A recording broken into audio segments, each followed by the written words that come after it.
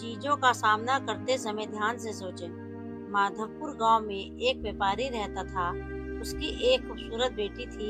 एक बार उस व्यापारी पर बहुत ज्यादा कर्ज हो गया था और जिस आदमी से उस व्यापारी ने कर्ज लिया था वो उसी गांव का था और बहुत ही घटिया आदमी था। तो उस व्यापारी आदमी का कर्ज चुका नहीं पा रहा था। तो उस आदमी ने सारे गांव वालों को जमा किया और व्यापारी के घर पर जाकर व्यापारी से कहा कि अगर तुम मेरा कर्ज नहीं दे पा रहे हो तो अपनी बेटी की शादी मुझसे कर दो। यह सुनने के बाद भी वह व्यापारी चुप रहा क्योंकि वो मजबूर था। और ये सारी बातें घर में बैठी उस व्यापारी की बेटी सुन रही थी। थोड़ी देर के बाद उस आदमी ने गांव वालों और व्यापारी से कहा कि ठीक है, मैं एक थैली में सफेद और एक काला पत्थर डालूंगा और इसकी बेटी को थैली में से कोई एक पत्थर निकालना पड़ेगा। अगर सफेद पत्थर निकला तो मैं कर्ज भी माफ कर दूंगा और इसकी बेटी से शादी भी नहीं करूंगा। लेकिन अगर काला पत्थर निकला तो कर्जा तो मैं माफ कर दूंगा, मगर इसको अपनी बेटी से मेरी शादी करवानी पड़ेगी। व्यापारी की लड़की इस बात के लिए राजी हो गई और सारे गांव वाले भी।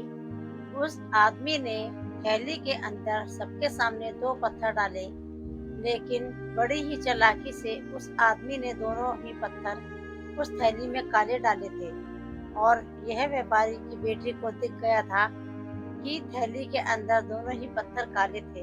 अब वह लड़की सोच में पड़ गई थी कि मैं जो भी पत्थर निकालूंगी वह काले ही पत्थर होंगे और अगर काला पत्थर निकला तो कर्जा माफ हो जाएगा, लेकिन मुझे उससे शादी करनी पड़ेगी।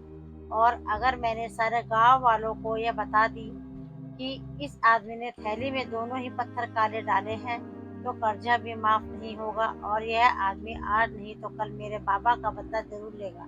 लड़की यह सोच रही थी। इतने में लड़की को तभी थैली से पत्थर निकालने को कहा गया। लड़की ने थैली में हाथ डाला और एक पत्थर बाहर निकाला और बिना किसी को बताए उस पत्थर को जमीन पर गिरा दिया। और जमीन पर गिरने के बाद वह पत्थर दूसरे पत्थरों में मिल गया।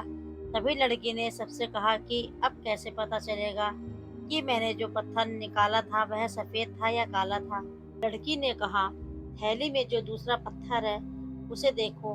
अगर थैली में सफेद पत्थर है तो मैंने काला पत्थर निकाला है और अगर थैली में काला पत्थर है तो मैंने सफेद पत्थर निकाला था।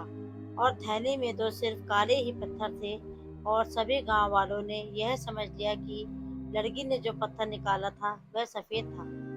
इसलिए व्यापारी का कर्ज भी माफ हो गया और उसकी बेटी को उस आदमी से शादी भी नहीं करनी पड़ी।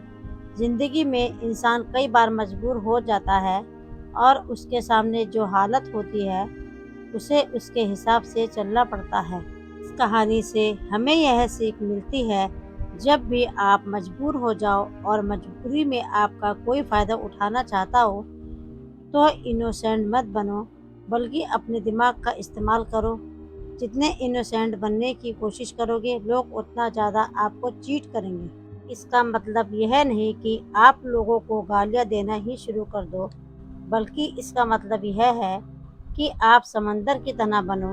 मतलब यह है कि आप समंदर की तरह खामोश रहो, लेकिन उसकी गहराई की तरह अपने दिमाग में नॉलेज रखो।